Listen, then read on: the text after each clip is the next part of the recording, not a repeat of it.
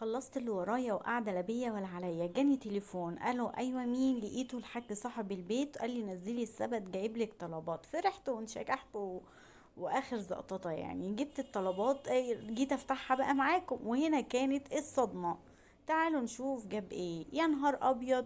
قعد طلطم على وشي طبعا. ايه اللي انت جايبه ده يا عم؟ ايه اللي انت جايبه ده؟ ما انا قاعده ومخلصه اللي ورايا. جايب لي سمك بوري. ليه بقى؟ علشان عايز ياكل فسيخ، ونروح يشتري لي ايه ب 500 جنيه. فليه انتي مش عامله لي فيها شيب بقى وعندك صفحه وقناه؟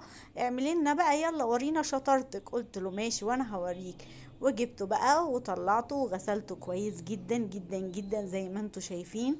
قال لي ليه يعني اشتري الكيلو ب 500 جنيه وانتي ممكن تعمليه هنا في البيت؟ يعني انا جايبه ما كلفش عليا 200 جنيه بشويه الحاجات اللي معاه.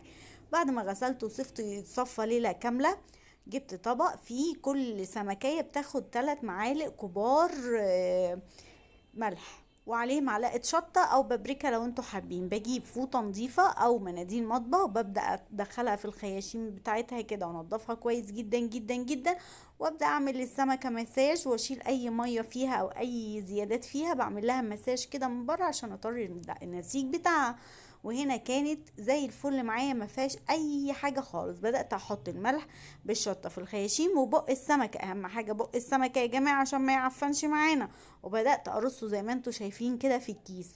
وخلصت كل الكمية اللي كانت عندي. هو كيلو كان عامل 3 سمكات. بس ما تنسوش وانتوا بتشتروه ما تجيبوش مجمد، تجيبوه طازة فريش.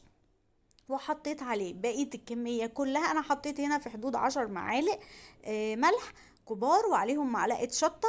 وبدأت احطه في الكيس واطلع الهواء اللي فيه وبسطره كويس جدا جدا. كيس 2 3 4 5، انا حطيت في 5 اكياس، وكيس تاني كبير معاهم عشان يحفظوا وما يدخلوش اي هواء خالص. وهوريكم النتيجة بتاعته بعد حوالي 20 يوم لما نفتح عليه ونبدأ ناكله ساعة شم النسيم. هيقعد اكتر من 20 يوم او